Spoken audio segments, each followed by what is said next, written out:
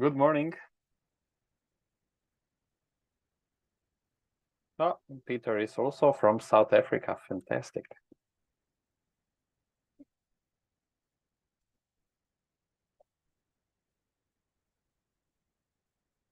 There you go, Madrid. We are all over. And we are now also live on YouTube and LinkedIn Live. And welcome to everybody joining us on YouTube or LinkedIn Live as well. We're just going to wait a minute or two to give people a chance to join the webinar, and then we're going to get started. And if you're interested in joining the webinar as well, live, then please go to the Hyperledger events homepage and register there and join us over here.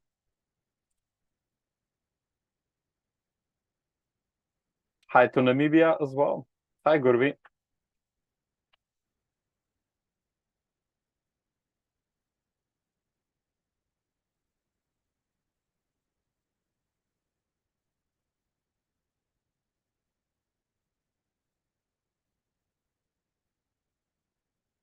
Hello, Povilas.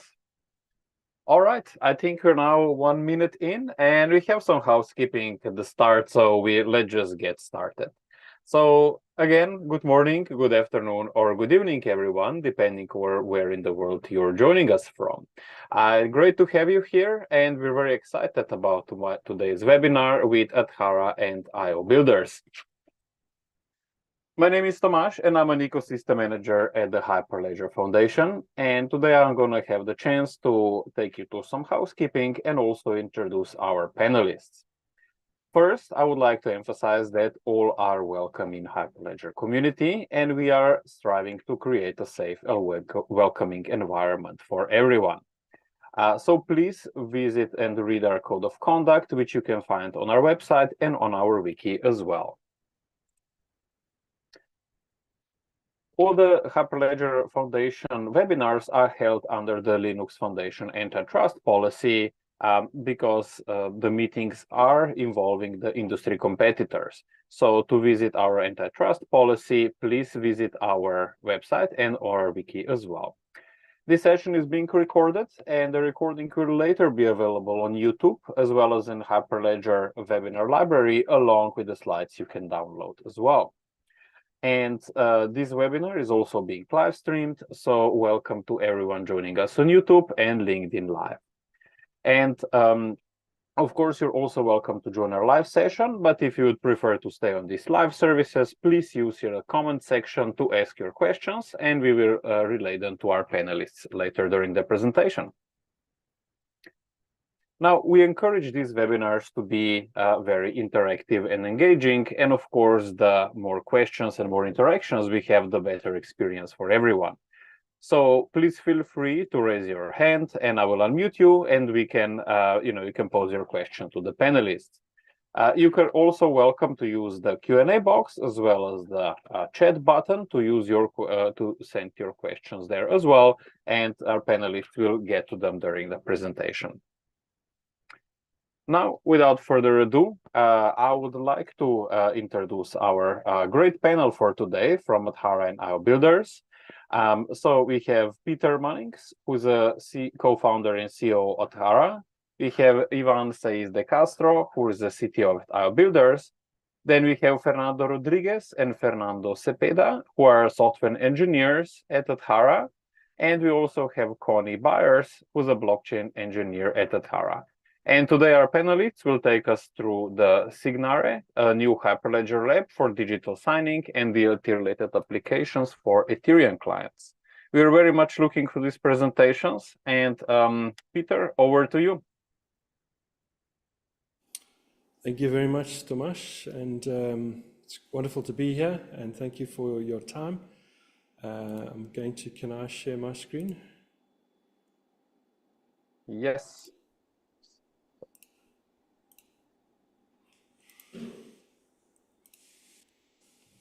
Right, we have a number of different presenters, so I'm going to kick off and then hand over to Ivan from ioBuilders, and then we'll hand over to Connie from our side, Nano, and then Fernando Cepeda will be doing a demo for us, showing it all coming together. So let's kick off and start off with just looking at what is Hyperledger Signare. And Signare is a Latin word which means to sign or to stamp or to seal. And Hyperledger Signare is a Hyperledger Lab containing three things: documentation, code, and a number of tests. And the intention is to build out, and we've come quite a long way already in doing that, a enterprise-grade Ethereum signer. And really to position it, it sits somewhere between the existing open source signers. So many of us have used for many years the original ETH signer from Consensus, which has now been deprecated. There's a Web3 signer on the left here, existing open source signers. And I'll explain why Hyperledger Signare is different to these. And then on the right, we have enterprise-grade wallets. I mean, those all come with their own signers. So Fireblocks, Mataka, etc. And there's a couple of different enterprise-grade offerings in this space where typically institutions can store private keys in HSMs, and they have a whole wallet infrastructure around that. Typically for custody of crypto, that's the focus on the right. The focus on the left is everything from getting going with public Ethereum through to running projects, etc. This project in the middle here is really aimed at enterprises that are looking to work with either permissioned Ethereum networks or public Ethereum networks who need to store their keys, typically in an HSM or a cloud HSM, and who need things like role-based access control and other things around that. So enterprise grade, but we really are looking to create an open source project that the whole community can get around to be able to develop this into something that is really, really useful for the community. And specifically the enterprise community that is looking to do real transactions using Ethereum, but needing to sign it with enterprise-grade signers. All right, currently this project was initiated by Adhara and is backed by Adhara. Just very briefly, what we do, we are leaders in digital cash and digital ledger, DLT, distributed ledger solutions for commercial banks and FMIs. That's the space we play in. We are the technology provider, blockchain partner to Finality International, who are live with central bank-backed pounds and are working hard to get central bank-backed dollars in place. But we bring solutions to both commercial bank clients, commercial bank liquidity and payment optimization hubs using deposit tokens, as well as interbank solutions using central bank-backed tokens. So that's the space we play in. We are also one of the founding members of another Hyperledger Lab called Harmonia, which focuses specifically on interoperability. This lab is going to be a little bit different to Harmonia. Harmonia is really a space where lots of documentation and some reference architecture solutions can be built using a number of different either standards or software solutions that are out there, whereas Signare is very much software that will be used and can be used straight away as is off the shelf. I'm going to hand over to Ivan to take us through ioBuilders. Ivan, over to you. And nice to meet you all. So I am Ivan Saiz, CTO of ioBuilders. I will try to explain who we are and our experience in the DLT space and enterprise grade, and how why we think Hyperledger Signare will be a very useful tool and lab to solve some challenge that we have been working during more than 6 years. So ioBuilders is a blockchain technology company specializing in delivering enterprise-grade solution based on DLT for the financial industry. So our value proposition are mainly two. We are enterprise blockchain experts with business and regulatory compliance mindset. So we are strong positioning and reputation in the blockchain enterprise sector at global level. Demonstrated delivery capacity in productive projects, not just POCs. All the projects that we are going to talk are in production in an enterprise grade. We don't adapt to the compliance with the same design based on the compliance.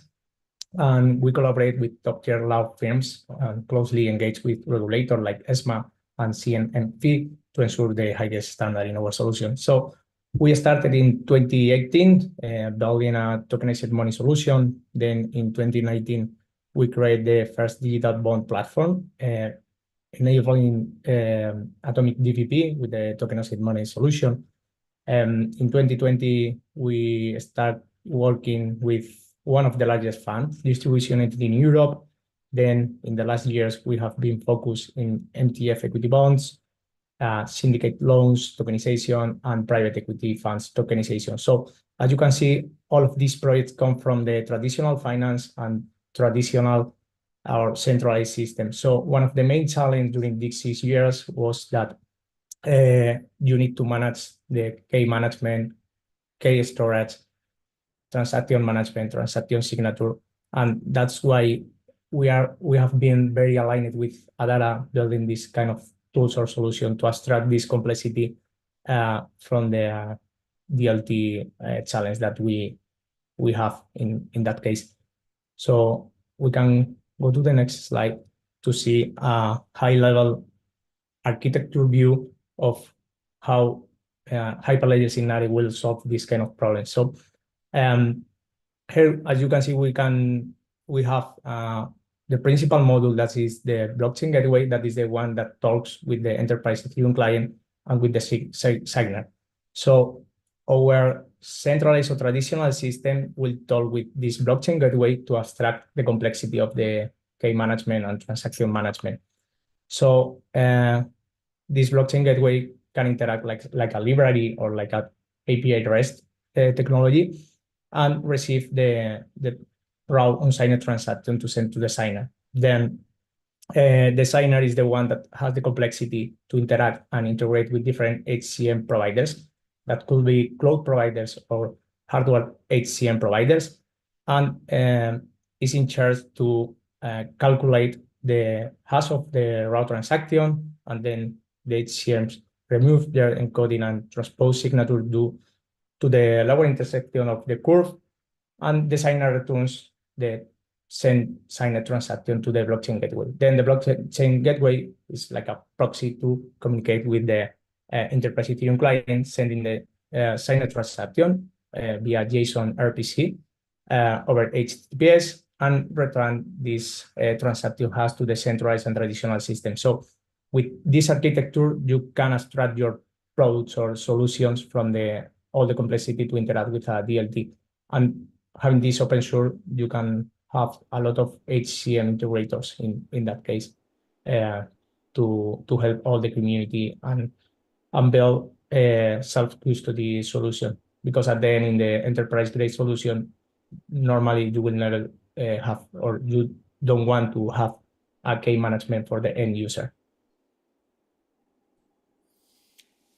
Brilliant. Thanks, Ivan. So the key, obviously this is where Hyperledger Signare sits, and this is the intention, is to connect it into various private key stores, and specifically to be focused on HSM-backed private key stores. We keep using the acronym HSM, but it's hardware secure module, and these are incredibly secure hardware. We'll show some pictures a bit later on, key stores, and tamper-proof, etc., and they are FIPS compliant. So the idea is to create an enterprise-grade FIPS compliant solution that banks or other FMIs can connect into, and we abstract all of this away from what the bank needs to do. All right, I'm going to hand over to Kuni to talk through. Fernando Ferreira. To talk through what is currently in the lab and which interfaces are currently supported by the signer. So over to you. Is it Nano? Yeah, Nano here. from Madrid. Hello, guys. Nice to meet you. So let me share the screen if you don't mind, please. Just 1 minute. Okay, so right now, what I'm going to do is I'm going to talk a little bit on the current functionality that we have in Signare. I've been part of the Adhara team that I've been implementing this product here in Adhara. So right now, Signare is a product that is being implemented in Golang. That what it does is compliant with the Ethereum JSON-RPC endpoints. In particular with the sign transaction endpoint. So you can send transactions, as we've been through in the last slide, that they are signed using different HSMs, and then we can send that transaction to the blockchain clients in order to be executed. Signare is designed with an API, taking in consideration that authentication mechanisms are external to the application itself, so we don't handle the authentication on the different users that need to do this, but we handle the authorization through the role-based access that we discussed in the beginning on the presentation that I will present a little bit more afterwards. The API is split in 2 sections, we'll say. One is for operators of the product. When I'm saying operators, it's an administrator of the product itself. The idea with this API is a REST API that you can use in order to configure the different HSMs, also different slots, and for instance, different applications. When we say an application in here, it could be, for instance, a bank, and maybe for a bank, you can define a user that will be the administrator for that bank, and we can create different users. That is more or less what an administrator does with this API. And then we have the other part of the API that is the one compliant with the JSON-RPC. That is also the same transaction and some custom methods that we're going to see afterwards. So with this small introduction, in here, what we can see, we pointed to a link that is a Markdown link. This is the documentation that is right now in the repository of Signare. We are going to open also a static site that I built locally. That is something that we will publish this documentation afterwards. But the idea is that you can already check the documentation for this product within the repository in GitHub. But as a small introduction in here, what we said before, we have this Ethereum JSON-RPC API that is the signed transaction. You can send a transaction with all the information that is part of the Ethereum standard JSON-RPC in order to sign it. And also we created these custom methods that what it's doing is leveraging the HSMs in order to create or list, in this case, the accounts, and also being able to generate new accounts or in these slots for within the HSMs. And also you can remove them in the end. That is the idea. So, and let me show this. This is what looks like this documentation site with all the markdown that we have in the repository here. This is the different markdowns that we are seeing, but this is like the static site we are able to build and we need to publish. But I'm showing here because it's a little bit more easy to view. For what we started, we have in here the Open API. This is the Swagger documentation in order to access this management API for the administrators. And this is the JSON-RPC API that we've been talking through just recently. As we can see here, we provide more information, like for instance, what are the different errors that we can return as part of the same transaction. And also, for instance, in here, we have the generate account, remove account, and also the list of accounts that we've been talking through. This documentation, in the end, it provides a little bit more of detail on how you can interact with these endpoints. And for instance, we can see in here, or we can start noticing in here, when we are doing a curl, like an HTTP request to, for instance, list these accounts, we are providing some custom headers. Those headers are the ones that we use in order to start our role-based access. Depending on the user and the application that is being calling, then the Signare is going to say if you are able to sign a transaction or not, or you are able to create an account or not, etc. So the idea is that we are leveraging this or making this more enterprise in the idea that we are using this role-based access. So this is for the first slide. Moving into the next one, this is more related to the JSON-RPC. For role-based access, I wanted to say that we are using a framework that is called XACML. In the idea, this framework, what it's doing is that you are mapping some users to roles, and then those roles are able to do different actions to different resources. And how those are all related or they are mapped. Like for instance, a user maybe can sign a transaction, or maybe a user can maybe create a new account, etc. So these kind of actions, you are mapping them to roles, and those roles then can be applied to different users. That is the idea. Moving into the documentation again, that is probably a little bit more helpful. How we implemented this, the idea is that we use this pattern in this diagram. I don't know if it's visible, but I think probably it is. The idea is that we have 3 different pieces that take care of this role-based access. First of all, we have the PEP that we call in here, that is the enforcement. This is a standard parts of the XML framework in the end. This enforcement in the end is a middleware in the HTTP server that is going to, in the end, says that if it's a request that is acceptable or not, or maybe you cannot access this request, and it's going to be a forbidden request. How it's doing that is because it's going to ask to the PDP, that is the one doing the decision making, asking the PDP in order to know if that is something that it can be done. And the PDP, what it's doing in the end is asking the PIP, that is the piece that taking care on returning the information, in this case from database, on all the actions, roles, etc. And that information that is then returned to the PDP, that is the one doing the logic saying, okay, this is something that this user can do or this user cannot do. That decision is moved to the PEP middleware in the end, and then it says, okay, if that is something you can do, then it's a 200 and you execute that action. If not, then it's going to be a 403 and the access is forbidden and you cannot execute that operation. There are more documentation on how to configure, probably a little bit more specific, but I point you towards to review this in case you are interested in the documentation within the repository.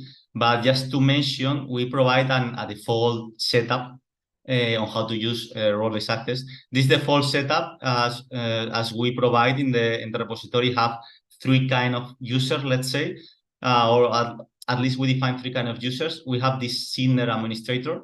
This is the one that we mentioned before, that is the operator of the software product, and is going to be the one configuring the different HSMs, slots, etc., and also the different applications that are going to interact with Signare in the end.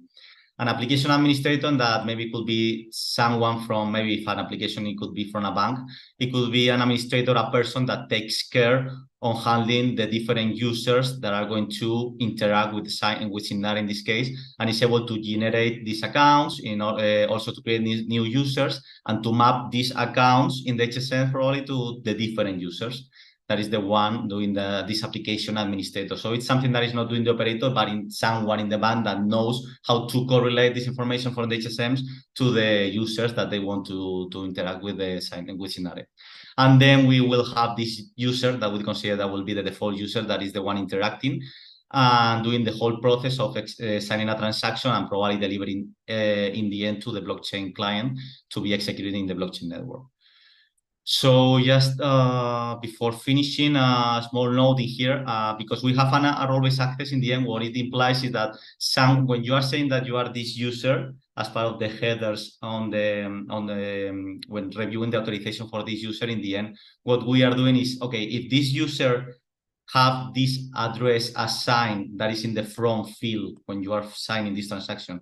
If that user is able to use that address in the end that is configured in the HSM, then you are able to do it. But it might happen that if it's not configured, or maybe it's something that you don't want, that a user wants to sign with a specific address, then it's not going to be signed or executed in the end. So the idea is that this role-based access is leveraged for the sign of the transaction as well. Yeah, more or less that is everything that I wanted to say in terms of the current functionality. Moving into Connie to talk on the plan functionality for the next slide. So Connie, are you in there? I know that right now he's in there. He's preparing himself. So I'm gonna stop sharing myself while he's preparing himself, and yeah, moving into the next slide. So thank you guys.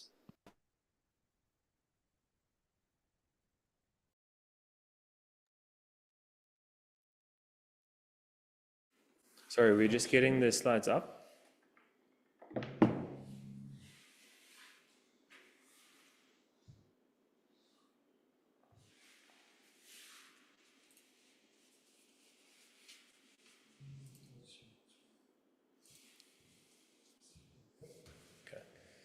Thanks, Pete. Thanks, Nana, for that.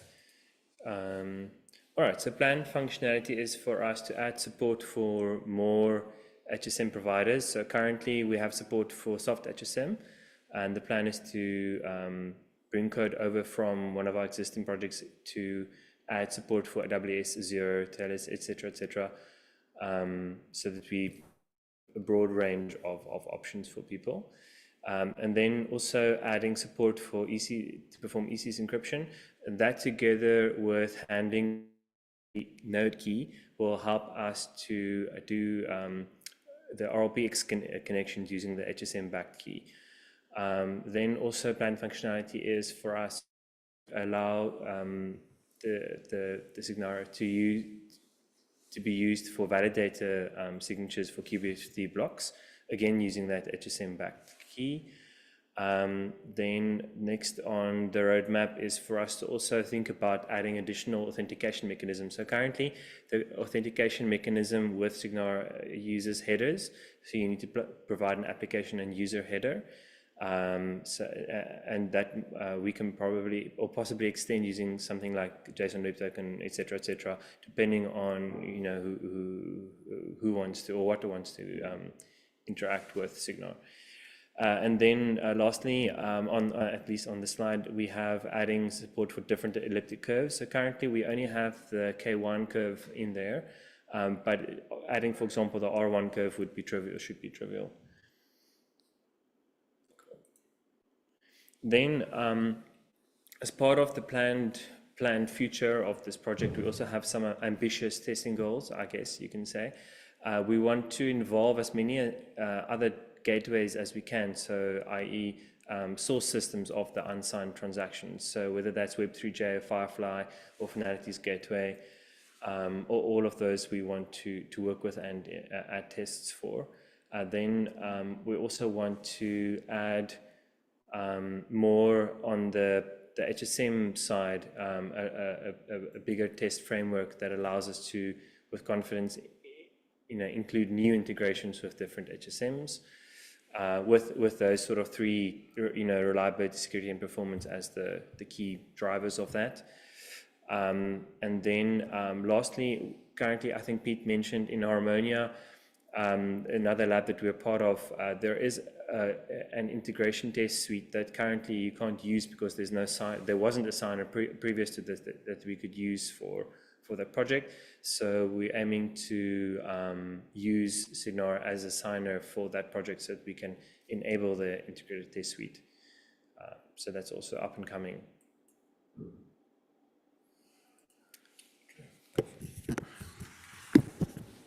All right, so the question is, why open source this? Why not just keep it something we've been working on for a number of years? So firstly,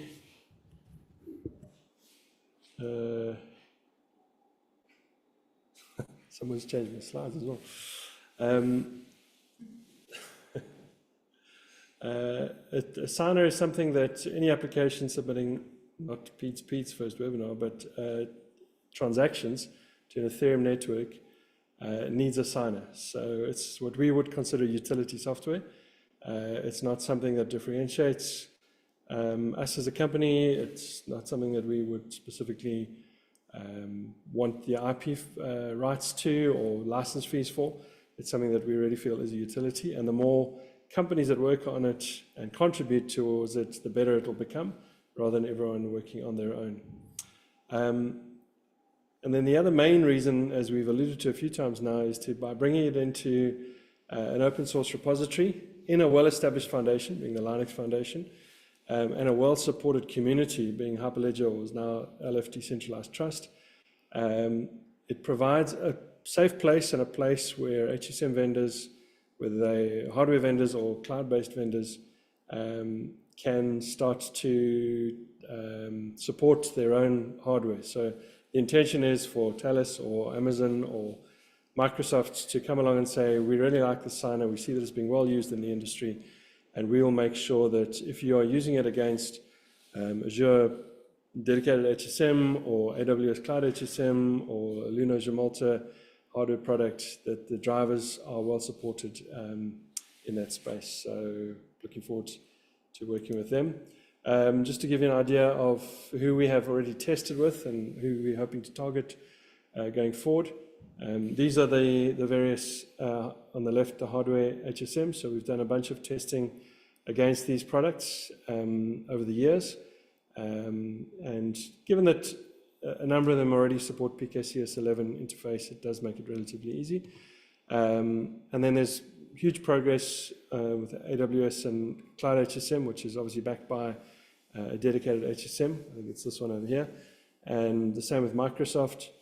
But then Microsoft and AWS also have other offerings. So there's Microsoft's or Azure Key Management Service, KMS, I think it's called. So they're kind of more lightweight or shared environments. And what we would like to do is to start seeing those having some of the functionality that is available and supporting some of that functionality that's available in the signer across their range of offerings. So that's the plan and the target with those providers. All right, just a quick comment on how you can get involved. Obviously, this is where you would go. So if you want to contribute, this is where you can go and read up on how you would contribute to code. It's quite simple. Create an issue, check through the existing issues. It's quite new, so there aren't a lot of issues. I don't think there's any issues open at the moment. Clone the repo, start coding, open pull requests, following our code standards and PR guidelines. And Tomasz can probably jump in as well. There's quite a lot in the Hyperledger world around contributing towards Hyperledger Labs in general. Just something I did want to say on this before we jump off. So while we currently are a lab, the intention very much is to move through the maturity within the Hyperledger Foundation and to become a full-blown project within Hyperledger. And that's the intention with Signare, is to be a full-blown project that gets, gets to that level of maturity. So obviously, the more people that we can get involved, the more maintainers we have in the code, the more mature the code base becomes, the better it's going to be towards moving towards that space. All right.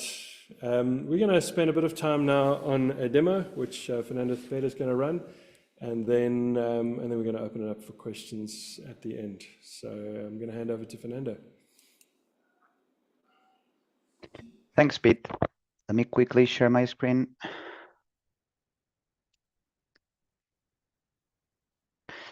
Excellent. Yeah, so we are now going to demo some of the main features of Signare. In particular, we are going to start from a fresh Signare instance that is deployed from scratch, and we are going to use the API to configure the different configuration resources that are required to sign a transaction, which is the main goal of the demo, right? So we will conclude the demo by signing a transaction, sending that transaction to the blockchain client, Besu in this case, and checking that the transaction was successfully executed, which means that the signature was also successfully validated.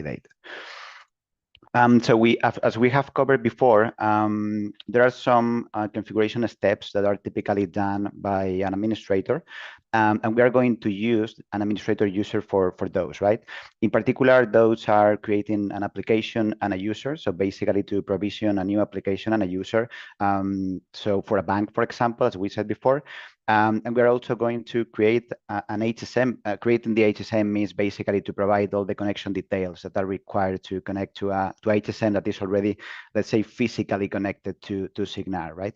And also informing the slot that we need to use in that particular HSM and the one that will store all the keys.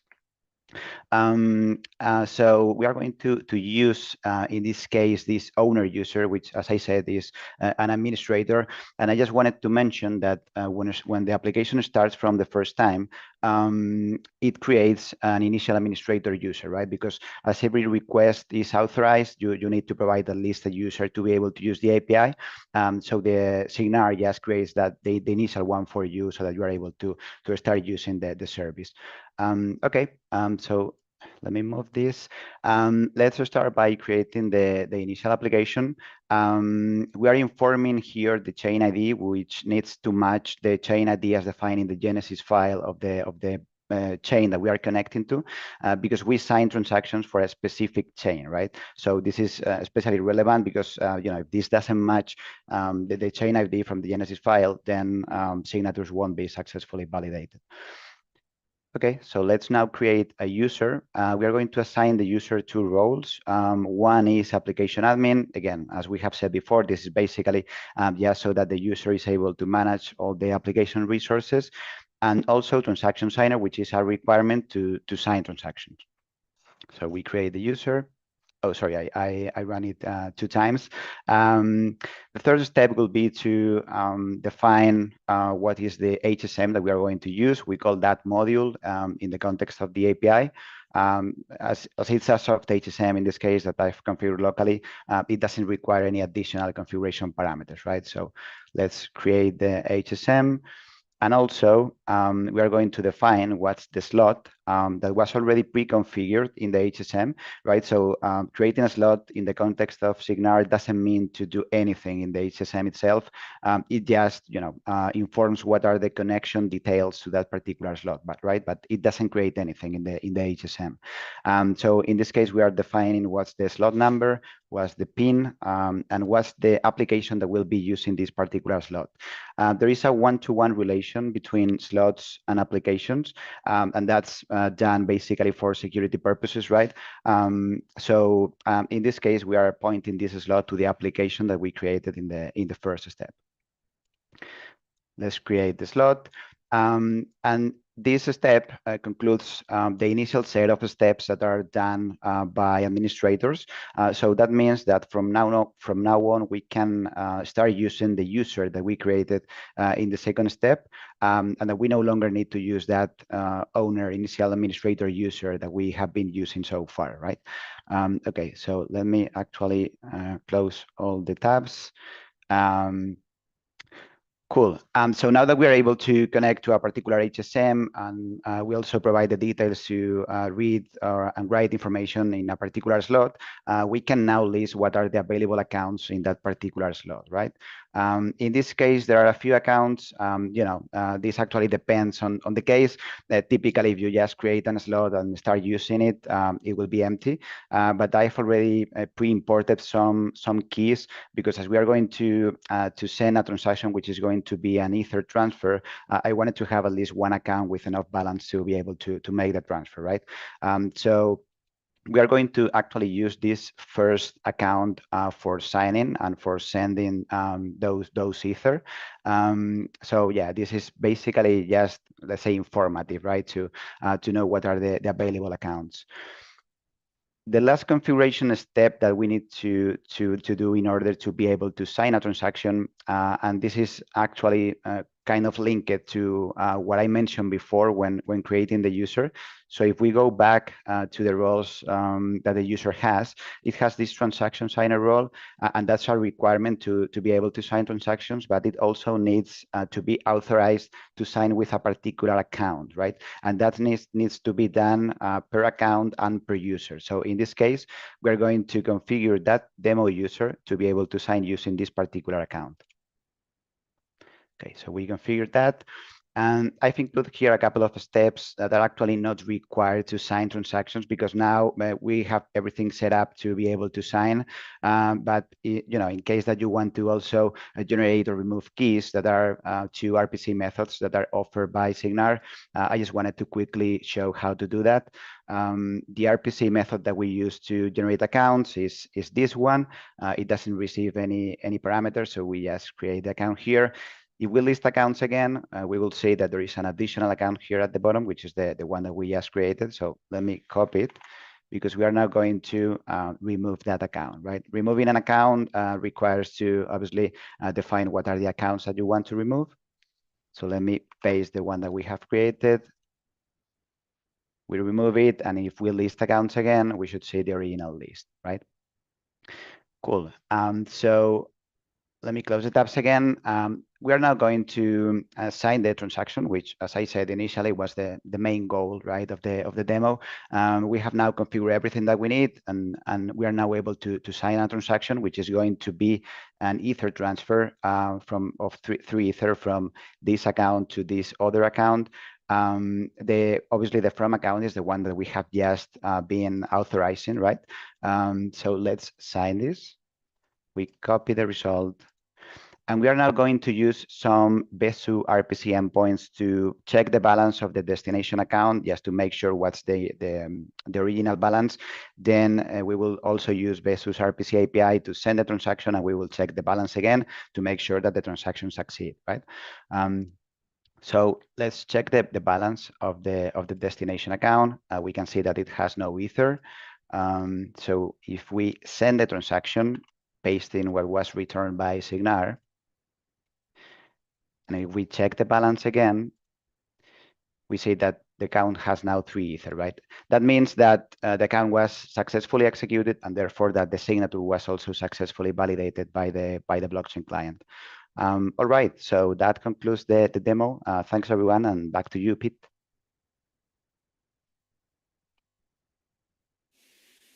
Thanks very much, Fernando. So I think at this point we've been through really the launch of the lab, why are we doing it, and yeah, I think I'm going to hand back to Tomasz and see if there's any questions that we can handle. We've got about 20 minutes left for questions. Yeah, so right now we only had one question on LinkedIn, which I put here, but otherwise nothing on YouTube. So I would invite all the people that are joining us today. So if you have any questions, feel free to use the Q&A box or just raise your hand and I'll unmute you and you can speak up.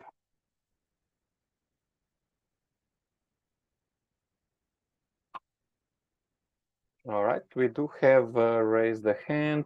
Let me just see. So Marvin has a question. Go ahead, Marvin. You can now unmute yourself. There we go. Hey, Tomasz. I have a question on the timeline for Firefly. We've used Firefly, and it's a really great tool. So I was interested in your timeline for completing testing and, I guess, interoperability with Firefly.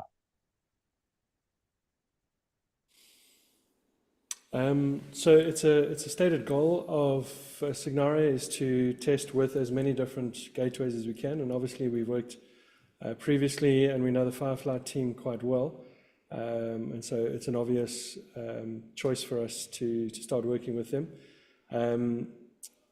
We don't have any timelines at the moment, but obviously being an open source community and it's going to be driven by the community, it's good to get this kind of feedback, Marvin. So I think that is something that we will prioritize.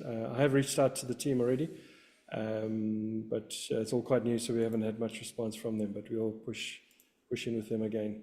I know some of our team are going to be listening to a presentation from the Collider team quite soon, so we might raise it with them directly on that webinar. But good question, and we'll let you know as soon as we have some more clarity on the timeline. Okay, thank you. Thank you, Peter. And Mani also had a question in the chat.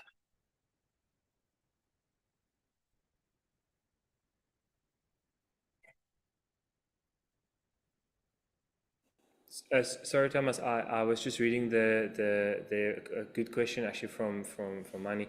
Multi-part compute could be quite interesting to add to Signare. That is actually maybe good to hear from the community on that. Yeah, but currently nothing in the roadmap, but something good and interesting to add.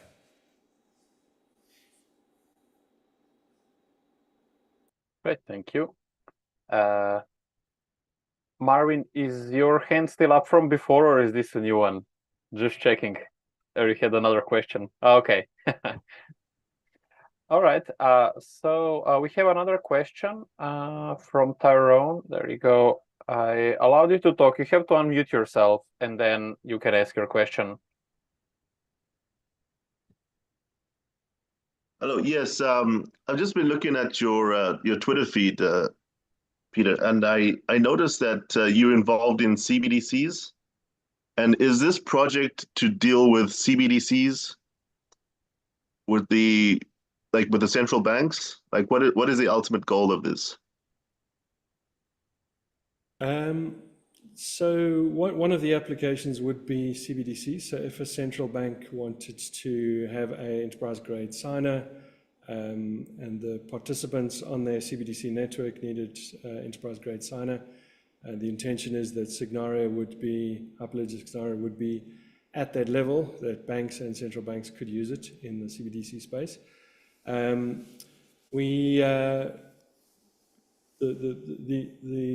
The only kind of central bank-backed currency we're actively involved with at the moment is the initiative that's led by Finality. So Finality have their own signer. They've had it in place for a while. Finality is a consortium of banks that do probably call it a virtual CBDC. So the money is backed by central bank reserves, but it's issued not by the central bank directly, but by a separate entity, in this case called Finality.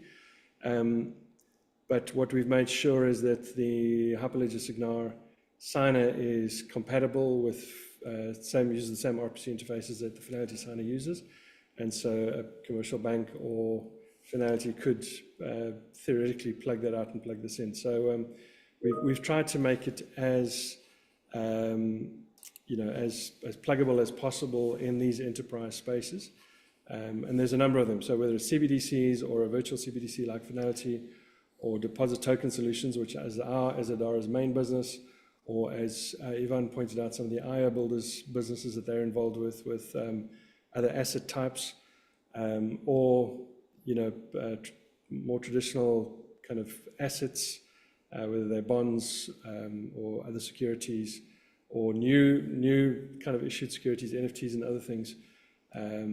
Signare could handle any signature of any transactions that is going onto either the public Ethereum chain or onto a permissioned Ethereum network. So so the whole range from CBDCs all the way through to many others. So it's designed specifically not to be a vertical solution. It's designed to be able to be used across multiple different applications. And, if you want to add anything to that. Oh, thank you. That's interesting. Great, thank you, Peter, and thank you for your question, Tyrone. All right, do we have any other questions?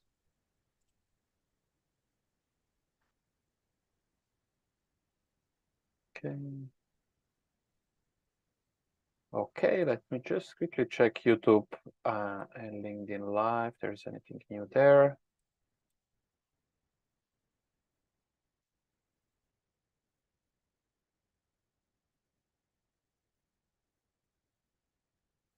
No, I think we are good.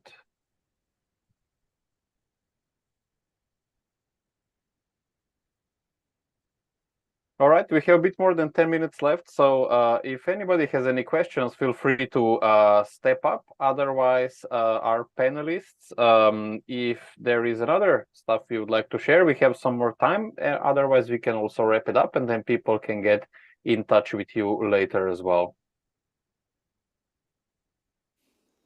Yeah, there's nothing else from our side, and I do want to encourage you, if you want to get in touch, please reach out. We'll make these slides available. We'll make our contact details available, so feel free to reach out on any further questions that you have, and we would love to work with you moving forward on this very exciting project. And big thanks to the Hyperledger Foundation. They've been fantastic in supporting us through this process. So we're really enjoying working with the foundation, and look forward to seeing this project mature. Yeah, sure. Thank you, Peter. Oh, actually, we do have one more question. I see that somebody raised their hand. Let me just... All right, Gary, you can now talk. You just need to unmute yourself. Thank you very much. No, mine is just to say thanks indeed for the sort of insight you've provided with regard to the linkages, and especially the demo part of it. And I'm looking forward to a series of other Hyperledger-related sort of presentations that are lined up all the way to September. And maybe just to give us a bit of a heads up, we have a blockchain-related training short course with one of the local universities in Namibia. And one of the interests where I am participating in this thing is to sort of explore the possibility of linking academic activities or educational related training activities to tokenization of those learnings in training scenarios. And and so I think the future will be exciting, and we'll be very happy to hear more from you on some of those goals and intentions that you have lined up, actually. Right, yeah, thank you, Gervy. And I shared the link to the Signare Lab in the chat. So check that out, and also see how to get involved there, right? And as Peter mentioned, you're very welcome to contribute yourself to the labs. And of course, if you need additional information, just feel free to reach out to us, and we can help you navigate the ecosystem as well. Awesome. Great, thank you. All right, thank you, Felipe. Great to hear you're doing the POCs in Brazil with Beisu as well. Okay, so I think we will just wrap it up, as we don't have any other questions right now. So first of all, I would really like to thank our panelists. Thank you so much. Peter, Fernando, Ivan, Fernando, and Connie for this great content that you shared, and thank you to our attendees and for your great questions as well. If some, as mentioned, if some of the questions pop up later, or maybe if you're watching this later on YouTube, on LinkedIn Live, feel free to reach out to us at Hyperledger, as well as to Adhara and ioBuilders, and we can connect you with them as well. Make sure to follow our events page for the upcoming webinars as well. So we do have one more webinar during summer, and that will be the last one in August with GoLedger. But we are also present a lot of live events. So this week is Blockchain Rio, and then later on in August is Blockchain Summit Latin America as well. So visit our event page, or also scan this QR code to be directed to the events page. Have a look at our meetup page as well to see the upcoming meetups. We have the learning tokens meetup just coming up just shortly after this.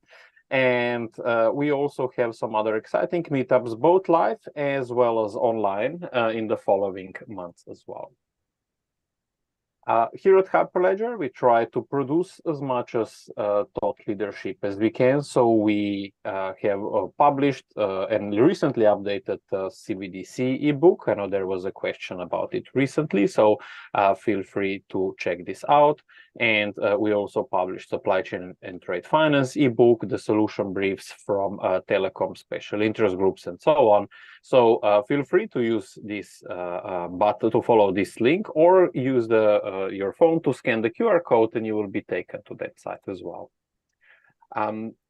Join our Discord community. So there's a lot of real-time communication there. So if you have any questions about our projects, about special interest groups, regional chapters, and so on, please join our Discord, ask your questions there, and get involved in our community as well.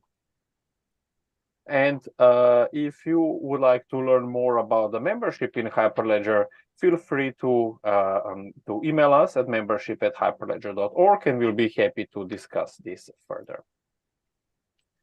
So once again, thank you for watching. Thank you again to our panelists for the great content shared, and thank you so much to the people joining us today for the great questions you had, and for your time to join us here. Don't forget, the recording will later be available on YouTube, as well as in our webinar library, along with the slides, so you can download that as well. Thank you, everyone, and see you on the next webinar. All the best. Thanks, everyone. Thank you. Thank you.